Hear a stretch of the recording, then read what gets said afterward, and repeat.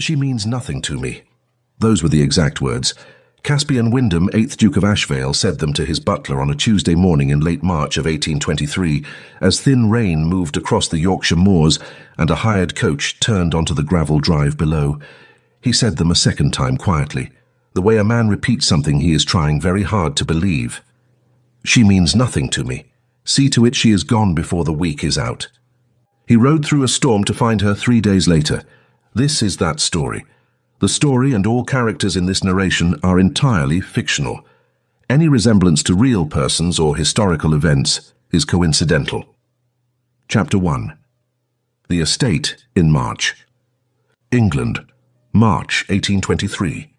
Yorkshire, the West Riding where the land runs open and cold and the pale sky presses low against the limestone hills. The streams run fast in March. The oaks stand bare against a white morning.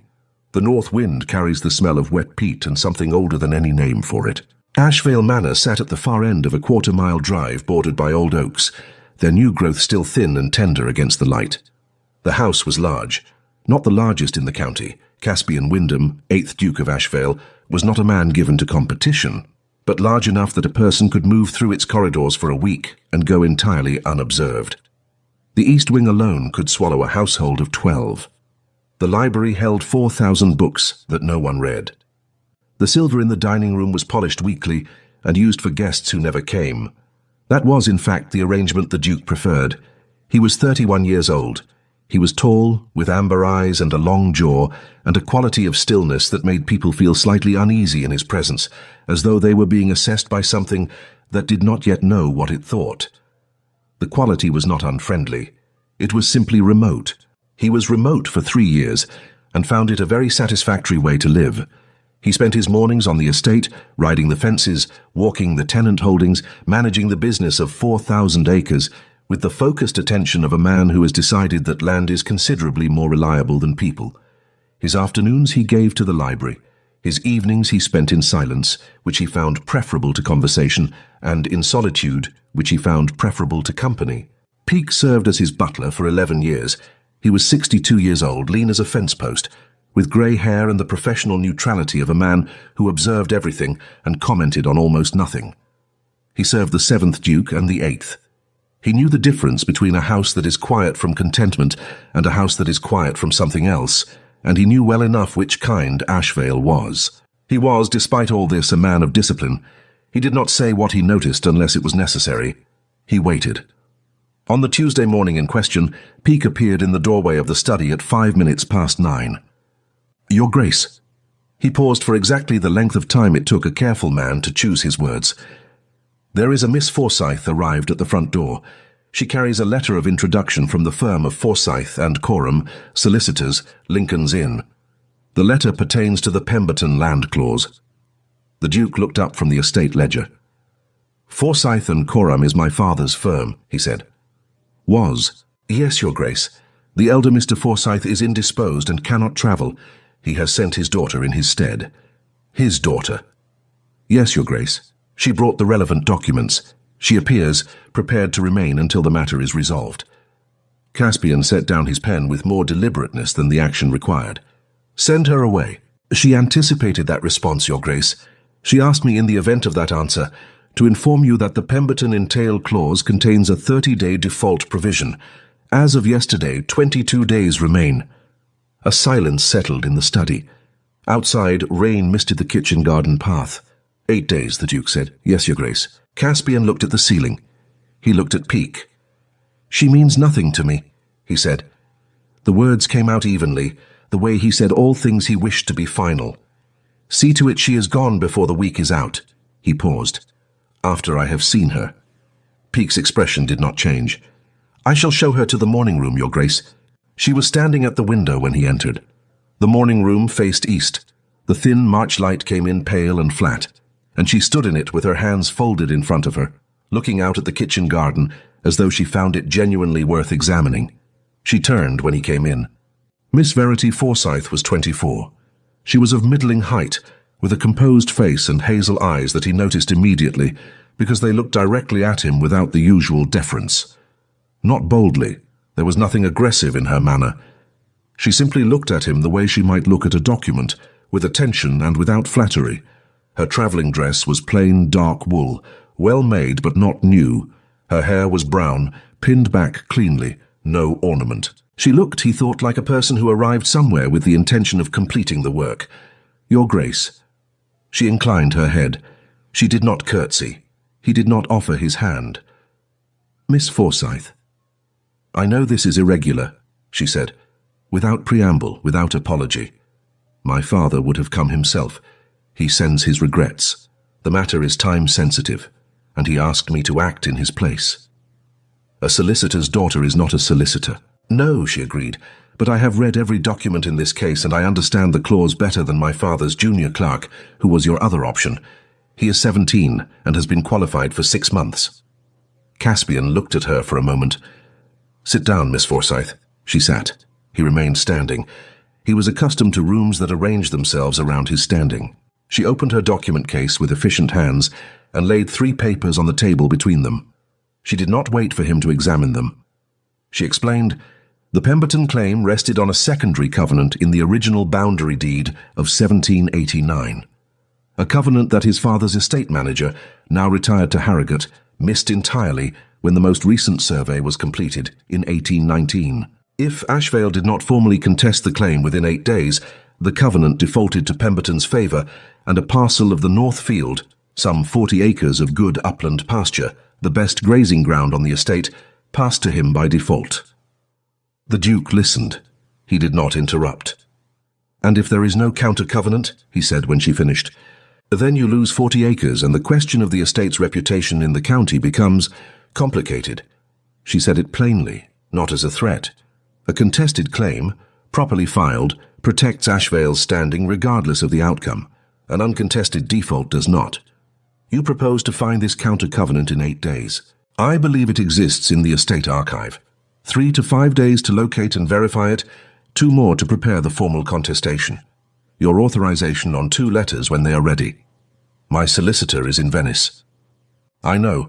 He is attending his son's wedding. I wrote to his office. They confirmed the position." She looked at him steadily. "Your Grace, I am not here to cause inconvenience. I am here because the alternative is losing land that has been in this family for 100 years. I would like to be allowed to do the work." He studied the documents. He read them carefully in the order she laid them out. She waited. She did not fill the silence. She did not fidget. She sat with the patience of someone who decided the waiting was simply part of the task. "You may use the East Wing library," he said at last. "Peake will show you to a room. You will take your meals in the East dining room. You will not require my presence for any of this. I may require yours for certain authorizations," she said. "Then you will send word through Peake." "Understood." He rose. She rose. He left. She sat back down and opened the first document case. In the corridor, Peake was waiting with the look of a man who already formed an opinion and was choosing not to share it. "Miss Forsyth is to have the East Wing," Caspian said, moving past him.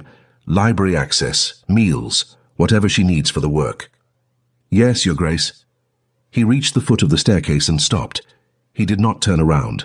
"She is here for 8 days," he said. "That is all." "Yes, Your Grace," Peake said. He went upstairs. Behind him the morning room was quiet. From behind the closed door, there was only the dry sound of papers being set carefully in order. Chapter 2. The Woman Who Would Not Leave.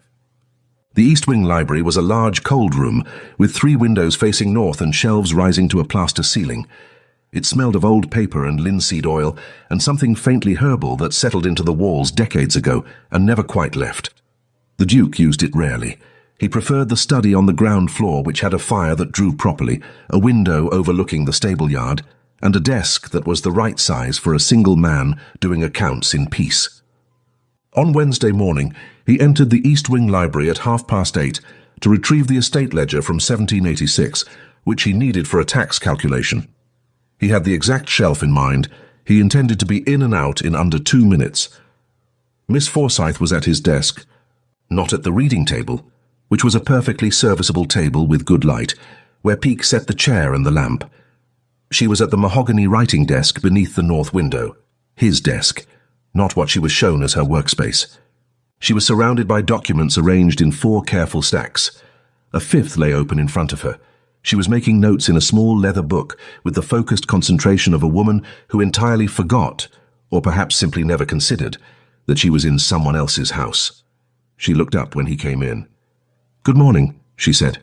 She did not move. "You are at my desk," he said. "The reading table has north light only. I need east light to read the watermarks on the old deed paper. The batch marks are very faint on the 1789 copies. There is a lamp. Lamplight distorts watermarks. I need natural light from the east, which means the desk, I'm afraid." She said it without particular apology. "I will be done with this stage by noon." He stood in the doorway. She waited, pen in hand, with the patience of someone who made a sound argument and expected it to be accepted on its merits. He crossed to the bookshelf and found the ledger. He stood with it under his arm. He looked at the stacks of documents on his desk, the leather book, the careful order she imposed on materials that were not hers. "What exactly are you looking for in the watermarks?" he said. She explained without looking up. The original boundary deed of 1789 was one of 3 copies. Each copy, depending on which notary's office prepared it, would carry a different paper batch mark. If this copy originated from the Lincoln's Inn office rather than the Chancery Lane registry, there would be a corresponding counter-document filed in the estate's own holdings, not the public court records. Finding which office prepared this copy told her where to look next. He set the ledger on the corner of the desk and pulled a chair to the side. He sat. "The correspondence files for 1780 to 1790, he said, looking at the middle stack. "Those are in the lower cabinet on the far wall. I can tell you which drawer." "I found them this morning," she said. "I've been through the first 40 folders." "You were here at what hour?" 6 o'clock. The light was poor until 7, but the sorting can be done without it." He looked at her. She was still making notes. 6 in the morning in the east wing, alone in an unfamiliar house. He did not hear a sound. He opened the lower drawer she indicated and found the correspondence box his father kept for external solicitors and boundary commissioners. He set it on the table beside the document stacks. She looked at it. "I was going to ask Peake for that this afternoon. Now you have it," he said. She sorted through it with practiced hands, pulling folders and setting some aside, replacing others. He watched. She worked quickly but not carelessly. Everything she set aside, she noted in her book. Everything she replaced in its original position. "You take your tea plain," he said. He was looking at the cup Peake brought her at 8, cold now at the edge of the desk. "Yes." She did not look up. "Most people take sugar. Most people are not here to read 17th century property deeds for a living." A pause. "Or the 19th century ones, depending on the morning. Is this your usual work?" "My father's work. I help him." She turned a folder. "I have been helping him since I was 15. He has unusual filing habits. Someone has to understand them. And your mother does not object to this arrangement." "My mother passed on when I was 12. She said it without particular weight, the way one states a fact that is very old and very settled. My father and I keep each other's company very well." He was quiet for a moment. At noon she held a page to the east light and went still. "There," she said. She showed him, a small paper mark in the upper corner. The Lincoln's Inn batch.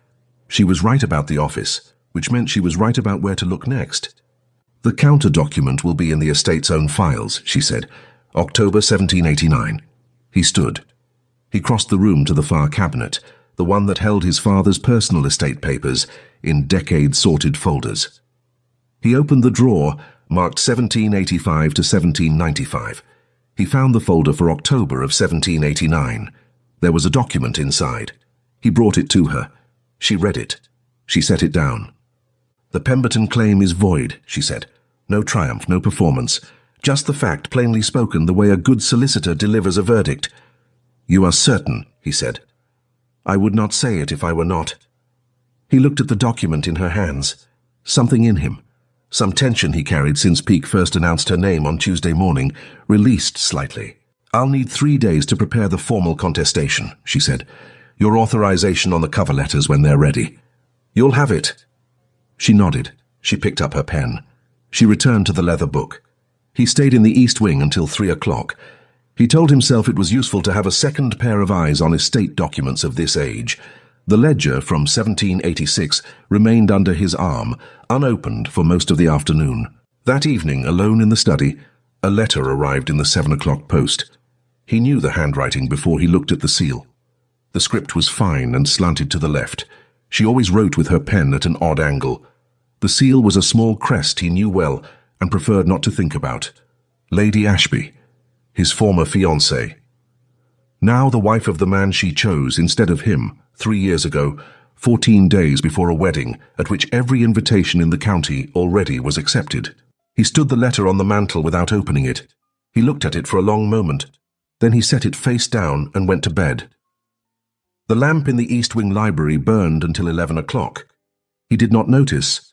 Or rather, he noticed, because the east window faced his own bedroom window, and he lay awake longer than usual and the light was there.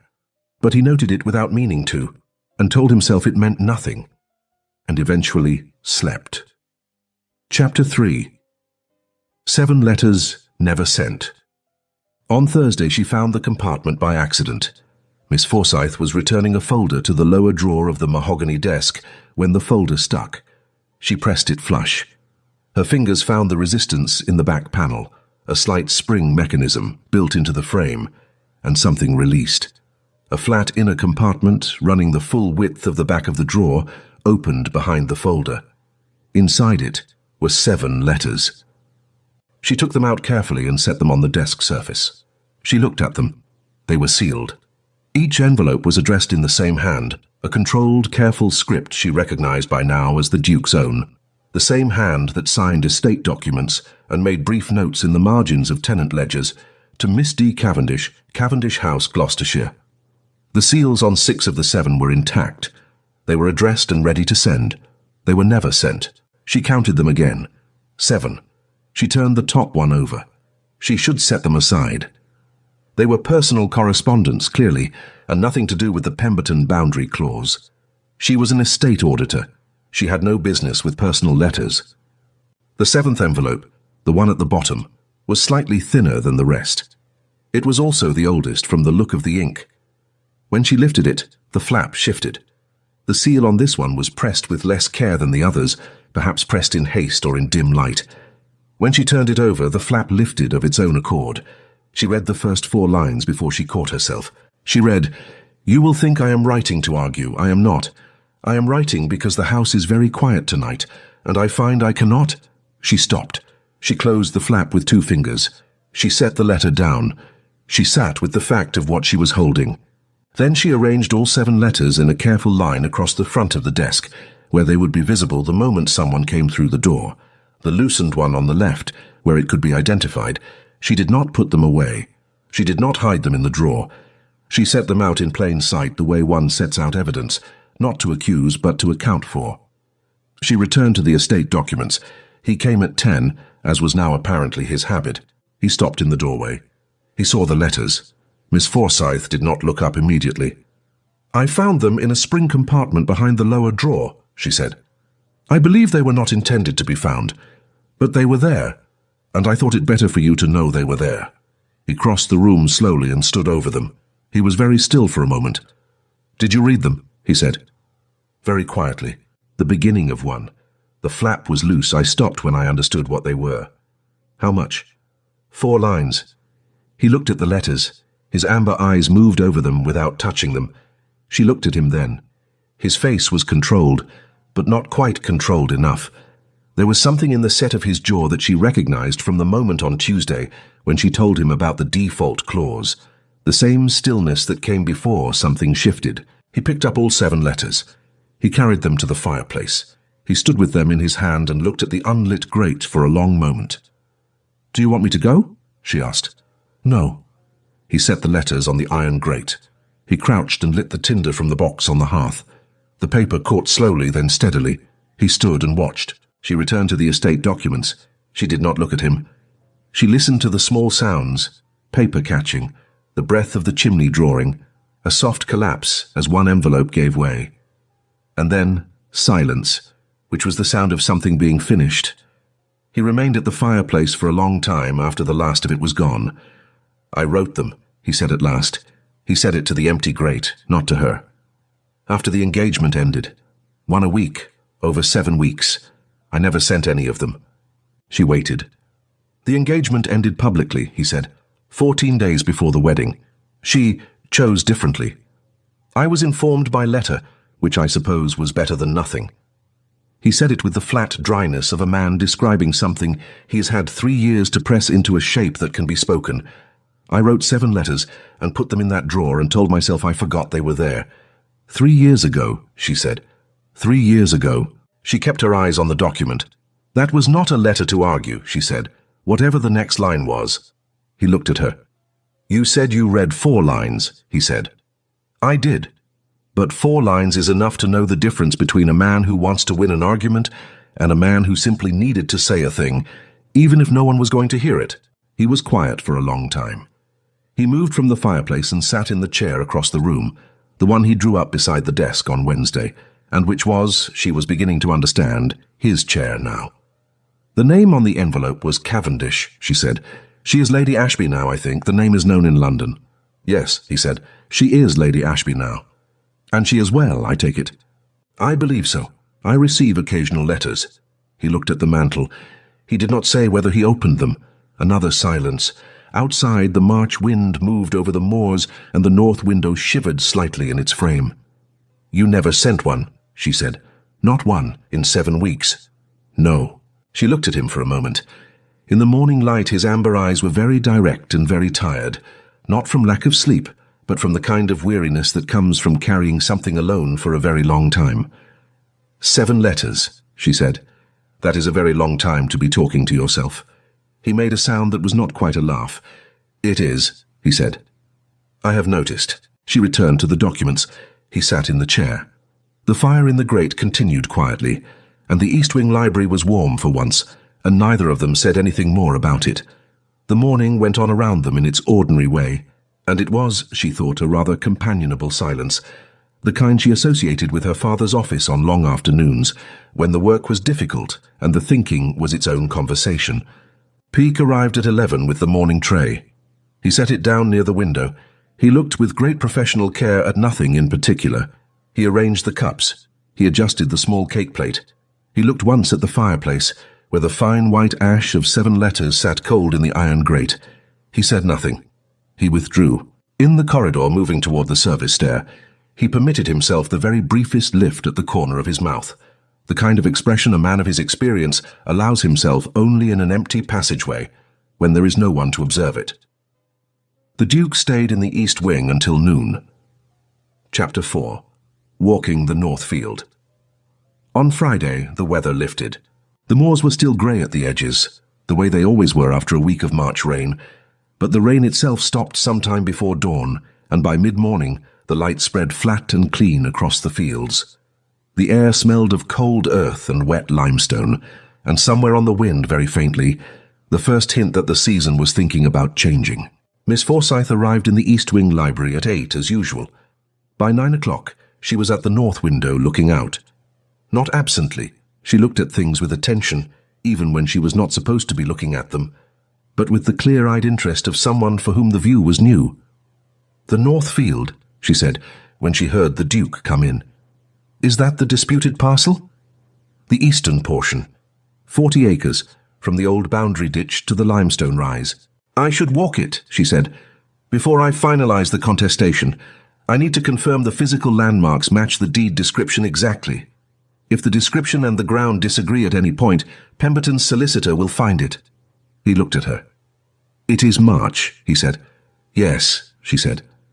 And it has stopped raining. She turned from the window.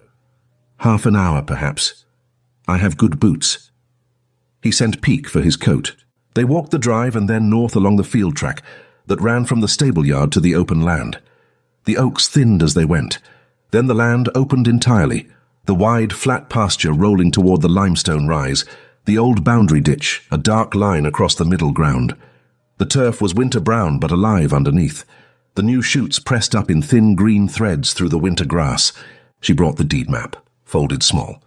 She walked the boundary line with care, pausing at each landmark, comparing the written description to what she saw. She crouched at the old stone marker at the ditch's corner, brushing dried mud from the cut surface to read the incised date. 1791, she said. That matches. My father set that marker after the ditch was rerouted, 1801. He had the original date preserved. He was thorough. He was, Caspian said. He looked at the marker. He spent every morning of spring and summer on this land. That was not an estate owner's habit exactly. It was something else. He knew every tenant by name, and their fathers' names. He knew which field flooded in which season and where the soil was thin. He walked it so many times that the patterns were in him. She looked up at him from where she crouched at the marker. And the field names. He named them, every one. He looked out at the open pasture. Not officially, never on any map, but everyone who worked the land knew the names. She rose. She folded the map. The Copper Ears Field, she said. Is that a name you invented, or was that his? His. The story is his. A hound belonging to the third Duke, this would be 1776, chased a fox into the boundary ditch in high summer and refused to come out for 3 days. The entire tenant meeting of that year was conducted at the edge of the ditch, in full view of the hound, who watched with great interest and emerged on the evening of the third day apparently satisfied. She laughed, briefly, genuinely, the laugh of a person who does not bother to modulate it for an audience. He did not expect it and did not prepare for it, and for a moment he simply heard it, clean and unguarded in the cold morning air. He looked at the track ahead of them. He did not remark on it. My father keeps his case files by sensation, she said as they started back. Not date, not client, not subject, by the feeling of the case. He has a system of notations that no one else understands.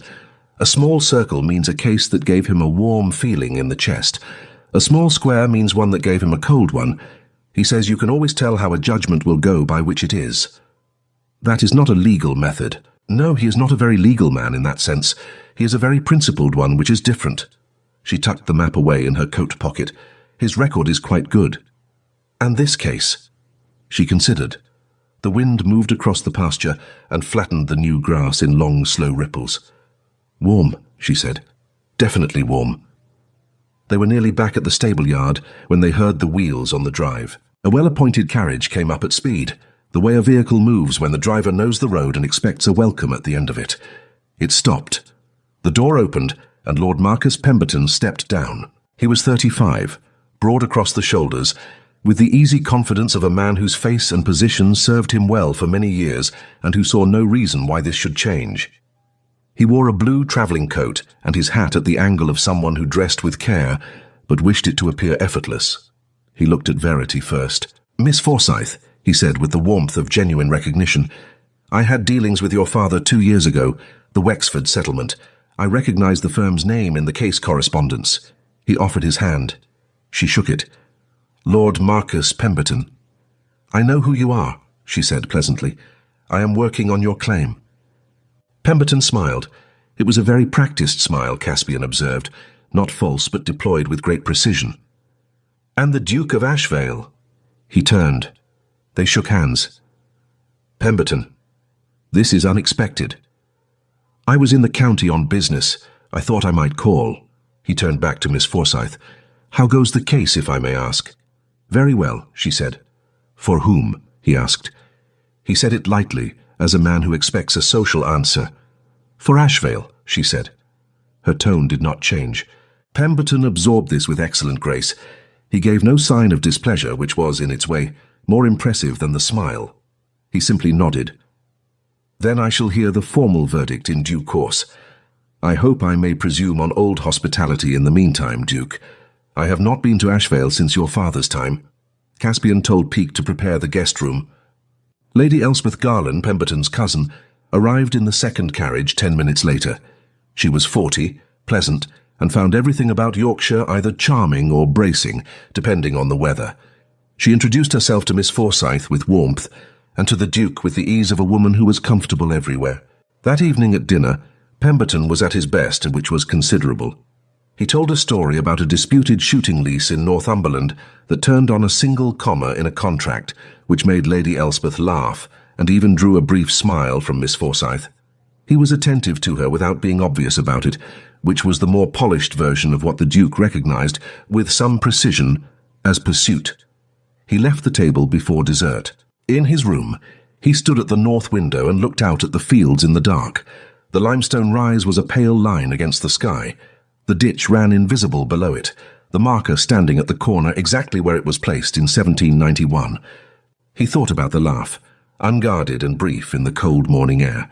He thought about the way she put her hand on the stone marker, not to read it, but to know it. He thought about warmth and cold, and the way his father walked this land every morning of his life. He was doing it again, noticing her. He was aware of that. He went to bed before he could continue the thought. Chapter 5. The Thing He Could Not Name. On Saturday morning, Pemberton invited Miss Forsyth to ride the North Field. She said yes. She was, after all, here to know the land, and a second survey from horseback would confirm what the deed described. At 9 o'clock, Caspian stood at the upper corridor window and watched them ride out through the stable gate. Pemberton on his grey, Miss Forsyth on the bay, the groom saddled without being asked. She rode very well, straight back, easy hands, her attention not on the horse but on the country ahead.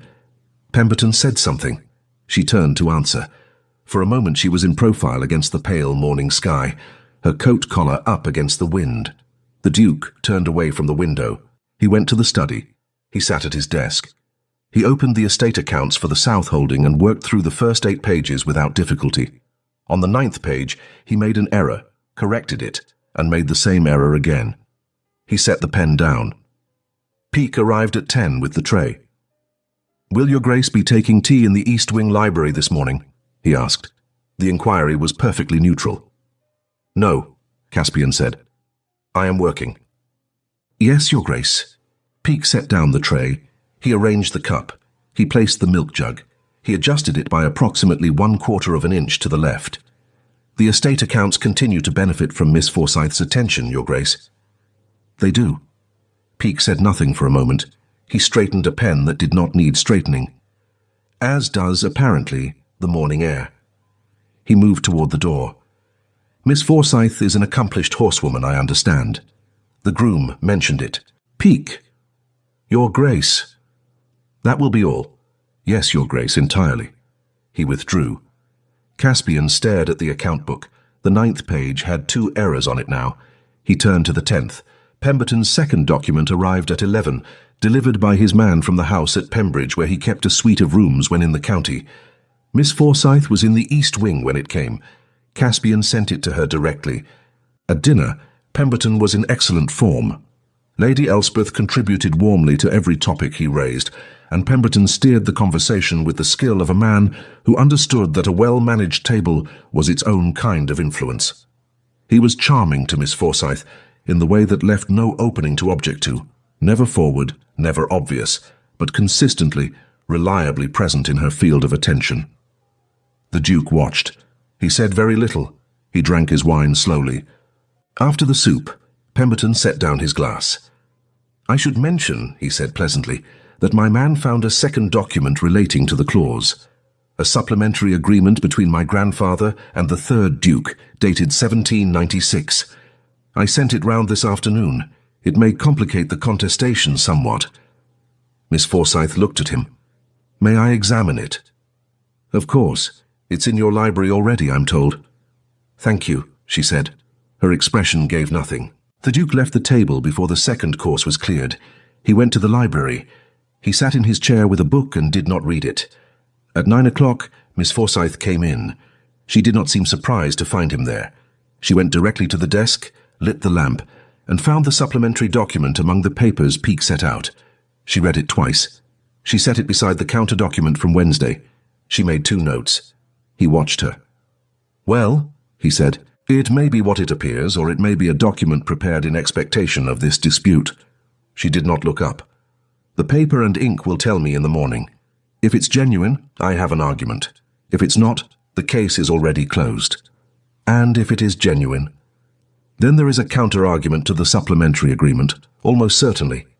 She finally looked at him. "There is almost always one.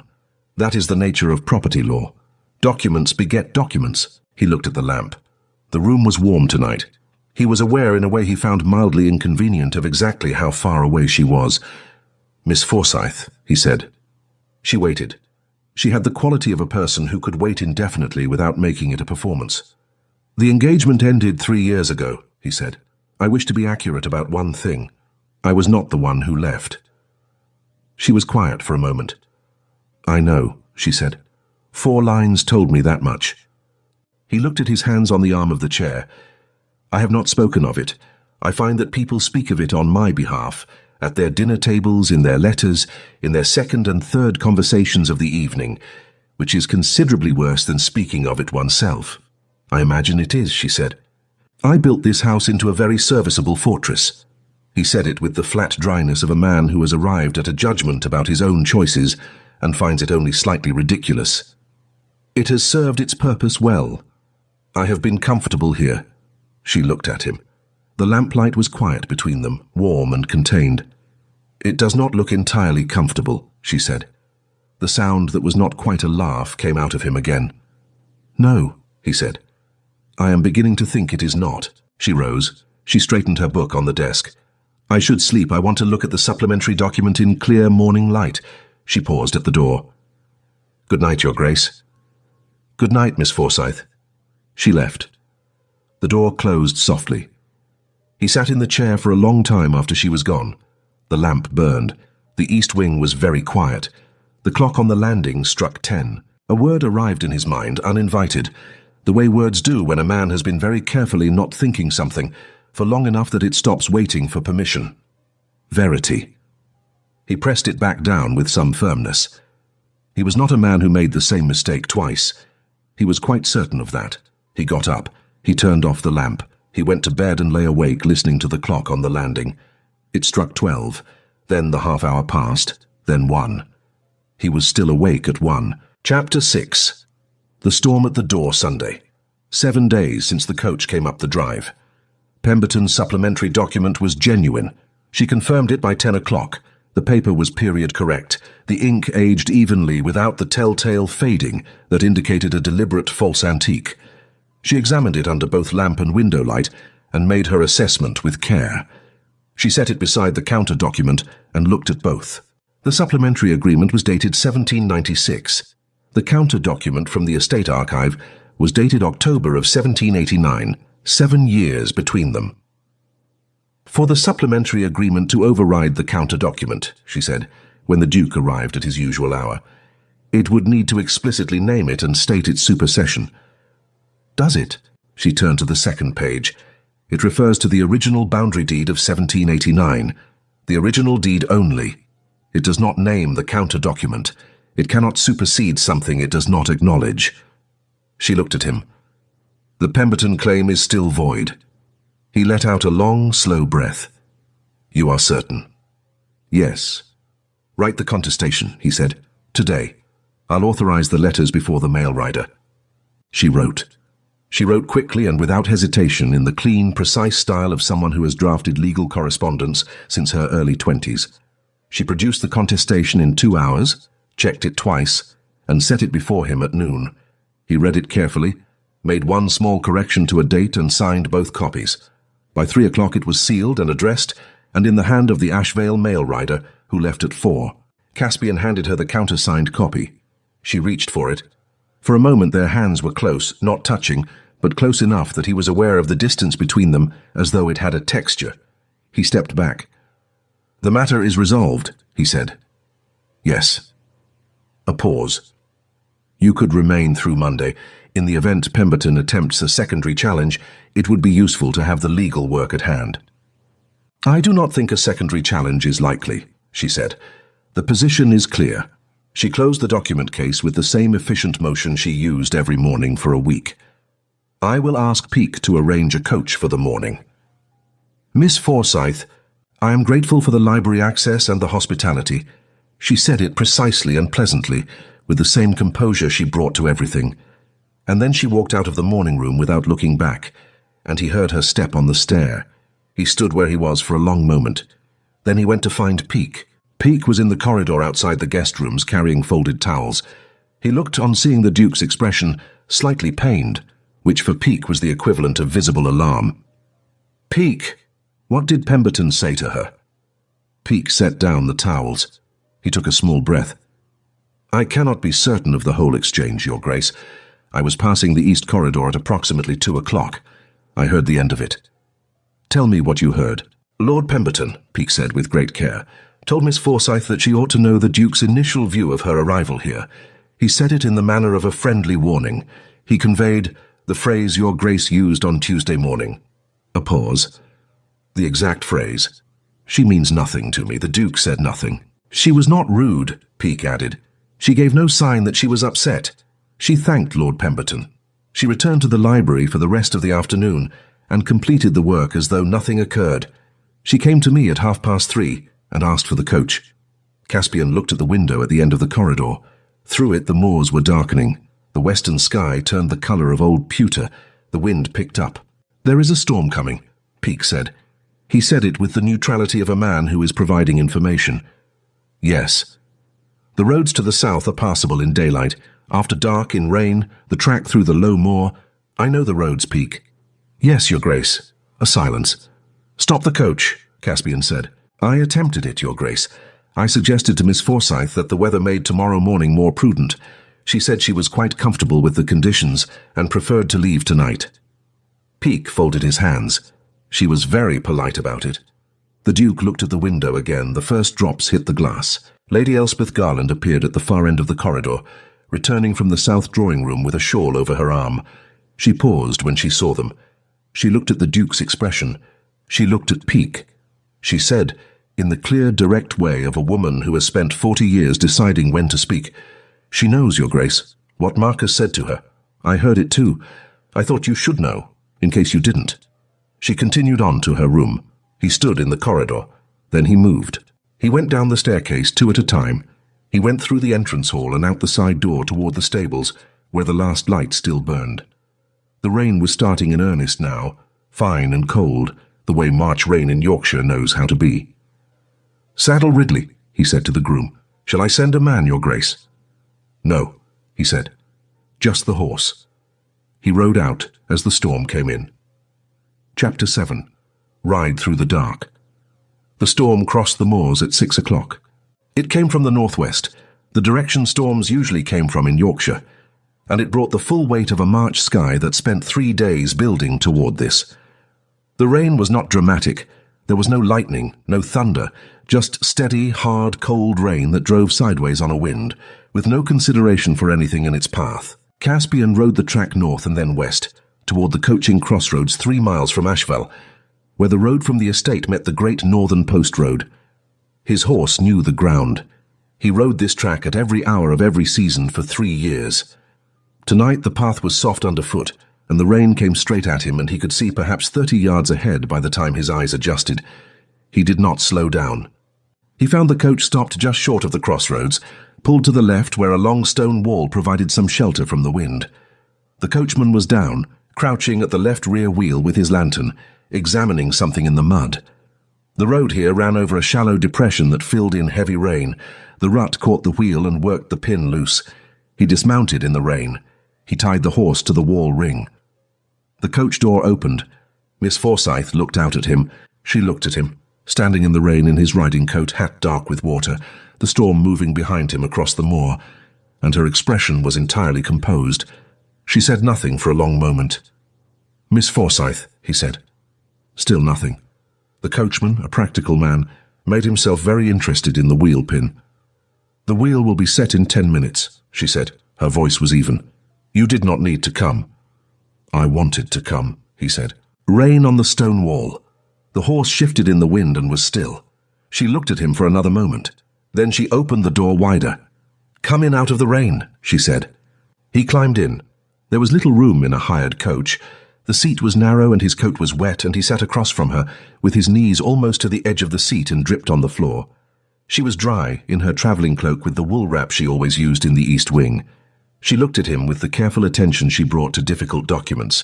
He said, I said those words on Tuesday morning, exactly as Pemberton reported them. She waited. I say things like that, he said. It is a very old habit, building walls before anyone can find the door. I do it without thinking.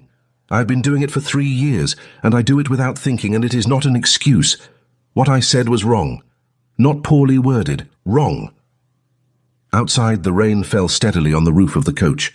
The lantern swayed. "I watched you find that counter document," he said. "I watched you walk the north field and put your hand on that stone as though you already knew it. I watched you read 7 letters that were not yours to read and stop at the 4th line and say nothing about it for 2 days except to tell me they were there." He stopped. He looked at his hands, wet from the ride, clenched once and then released. "I sat in that east wing chair every morning for 5 days and told myself I was there because it was useful to have a second pair of eyes." She was very still. "I am not good at this," he said. "I have genuine and substantial reasons for being cautious. I am aware that reasons are not the same as rights. I am aware that what I said to Peake on Tuesday was not caution. It was cowardice. And I would like to say that clearly once to your face." The rain moved over the coach in waves, soft and steady. She looked at him for a long time. Then she said, "You rode through a storm?" "Yes." "In the dark? 3 miles?" "Yes." "For me? For you?" Something moved across her face. Not a smile. Not yet. Something more careful than that. The expression of a person who is examining the evidence and deciding whether to believe it. He said her name. Verity. The first time he said it aloud, he did not plan it. It arrived without his permission, the way true things arrive, certain and quiet and impossible to take back. She looked at him. "That is the first time," she said, "that you have used my name." "Yes." She was quiet for a moment. "You may do it again," she said. "If you like." He leaned forward. He reached across the narrow space and took her hand. Not urgently, simply and completely, the way you take something you mean to keep. She did not pull away. Her fingers were cold from the coach, and he held them between both of his. "There is something I would like to show you," he said. He reached into his coat pocket with his free hand and brought out a ring. It was small and plain, a thin gold band set with a single garnet, deep red in the lantern light, cut in the old style, before garnets became fashionable, and then unfashionable, and then fashionable again. The gold was worn at the edges in the way that meant someone carried it a long time in a working hand. It was old. It looked as though it knew it belonged somewhere specific. "My mother's," he said. "She came to Ashvale as a bride and she wore this. She told me once when I was perhaps 10 years old that she did not bring it from her family. She found it in the estate, in a small carved box in the dressing room, and she decided it already belonged to her, to this house. She wore it every day of her life that I remember." He turned it once between his fingers. "She called it the ring that belongs to Ashvale." He looked at her. The lantern moved and the light moved with it across her face, across the garnet, across their joined hands. "I am fairly certain I am making procedural errors," he said. "There is presumably a correct way to do this. I am doing it in a hired coach in a rainstorm, without planning or preparation, and I am quite possibly making a considerable fool of myself." He stopped. "But Verity," he said her name again, deliberately this time. "Would you—" "Yes," she said. "I have not finished." "I know," she said. "The answer is still yes." He looked at her. Something gave way in him, completely, quietly, the last of it. And what came out was not the practiced control of a man who has spent 3 years building distance, but something much older than that. He laughed, a real one, full and surprised, the kind that comes from a place that has been closed for long enough that opening it feels like weather. She smiled. Not the composed, careful expression she wore in every room of the house. The full thing, complete and unguarded, and it was the best thing in the north of England, and he intended to see it every day for the rest of his life. He put the ring on her finger. He held her hand. Then he kissed her, brief and certain, the way a man kisses when he means it and has meant it for longer than he allowed himself to know. Her hand tightened on his. The rain came down hard outside, and the coach lantern swayed, and the moor stretched cold and dark around them in every direction, and he was not aware of any of it at all. When he drew back, she was looking at him with the expression of a woman who has completed a very good piece of work and found it exactly as it should be. "Caspian," she said quietly, trying the word out. "Yes," he said. The coachman knocked on the door frame. "Wheels set, sir. Road still soft, but we can move." "Drive back to Ashvale?" Caspian said. "Yes, sir." The coach turned in the road and started back. The rain was still falling. It would fall all night. But the worst of the wind moved east, out over the lower moors. The horse walked alongside the coach on a loose rein. They did not speak very much on the way back. There was not, he found, any need. When the Ashvale Drive came into view, the lamps were burning in every ground floor window. Peake stood at the open front door in the rain, holding the door, with the expression of a man who long since stopped pretending to be neutral about the outcome. He stood aside as they came in. He took the Duke's wet coat. He looked at Verity's hand. He looked at the ring. For the first time in 11 years, his face did not arrange itself at all. He simply looked at them, both of them together, in the entrance hall of Ashvale, and he was, unmistakably, completely satisfied. Epilogue. The year turned gold. Autumn came to Ashvale like a long exhalation, the way autumn always comes to Yorkshire, slowly, with great patience, as though the moor has decided to let go of summer only after it is quite sure the decision is right. September brought cold mornings. The mist sat on the north field until 10 o'clock each day. The harvest was in. The limestone hills held the afternoon light in long golden bars that swept across the ridge until well past 5, and then the sky went the deep blue of good English twilight, and the stars came out cold and brilliant over the open land. Verity Forsyth, now the Duchess of Ashvale, and still getting used to the weight of that, not the title, but the permanence it pointed at, walked the north field boundary every morning. Not for legal reasons. She walked it because it was hers now. Hers and Caspian's. And she was the sort of person who needed to stand in a place and know precisely where the line fell before she could be fully at ease inside it. The 40 acres were secure. Formally settled in April, 3 weeks after their engagement, by a county court that found the contestation clear and the Pemberton claim without foundation. Pemberton sent a note of congratulation on both the legal settlement and the marriage. It was correctly worded and free of any particular warmth. She read it, appreciated its correctness, and set it in the file where it belonged. He sent no further notes. The summer was, by Yorkshire standards, quite fine, which meant the rain came only twice a week instead of 5 times, and there were entire afternoons when the sun reached the north field and made it look like something worth painting. Caspian rode the fence lines every evening. He no longer stood at the upstairs window in the dark, looking out at the land alone. He was different in ways that were small, and she came to think that small changes were the only ones that mattered. They were the ones that stayed. He took his tea in the East Wing library now, every morning, without exception. She was usually already there when he came in. He would sit in his chair and they would work in the same quiet they first found in March, the kind that means thinking alongside each other rather than simply occupying the same room. She learned it was considerably rarer than it looked. He told her about the engagement in June, not all at once. It came in pieces, over weeks, arriving naturally rather than being recited. His former fiancée chose a man she loved. She should not have accepted Caspian first. She was wrong. Pemberton was wrong to deliver the news the way he did. Caspian was wrong to close Ashvale against the human world for 3 years afterward. He said all of this clearly and without self-pity. She listened. When he finished, she said, "Good, I'm glad we've said all that." He looked at her. "I believe," she said, "you are now cleared for the next 3 years at minimum." He was quiet a moment. "I take it you intend to be present for those." "For considerably more than 3, she said. "I have a vested interest in the North Field."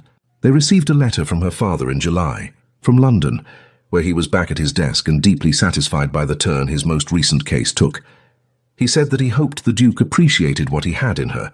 He said it in the most legal language possible, which meant it arrived wrapped in subordinate clauses and caveats, but was at the centre, entirely direct. Caspian read the letter and handed it back to her and said, "He is not wrong." "He almost never is," she said. In September, Peake adjusted the morning tray service in a small but deliberate way. The second cup arrived on Verity's side of the desk, without being asked. The biscuits were arranged in a particular pattern she mentioned once, in passing in April, without thinking anyone was listening. "Peake," she said on a Thursday morning when Caspian was in the stable yard and she had the east wing to herself, "we will want the east bedroom prepared, the one with the south aspect." Peake set down the teapot. He was quite still for a moment. "The south aspect bedroom," he said. His voice was very measured. "Aired and prepared." "Yes. Beginning in early February, I think. Certainly by spring." He looked at the wall. He looked at the door. He appeared to conduct a very rapid internal review of approximately 11 years of service. Then he looked at her. "I will see to it personally, Your Grace," he said. His voice remained steady. His face was another matter entirely. A smile arrived on it, a complete one, unhurried, unmistakable, and it had clearly been waiting for the right occasion for a very long time. "Thank you, Peake," she said.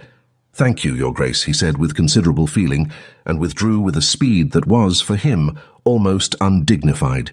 She wrote to her father that afternoon. He replied within 3 days, as he always did, when something of importance was in the letter, his response long and warm, and full of the professional delight he managed to combine with the personal, the way he did everything. He asked how she was. He asked whether the Northfield continued to give good pasture. He asked, in the last paragraph, as carefully as a man who files by sensation could manage, whether she was well. She was reading this when Caspian came in from the stable yard, still in his riding coat, the smell of the autumn field on him. He sat across from her. "From your father?" "Yes." "Is he well?" She looked up. The afternoon light came through the east window and lay across the desk between them, across the papers and the 2 cups and the old mahogany surface that once held 7 letters. It held nothing now but work and tea and the ordinary accumulation of a shared life. Outside, the Northfield stretched gold and quiet in the late sun. The limestone rise ran pale along the horizon, exactly where it always was. "Perfectly," she said, and that was exactly, precisely, entirely true.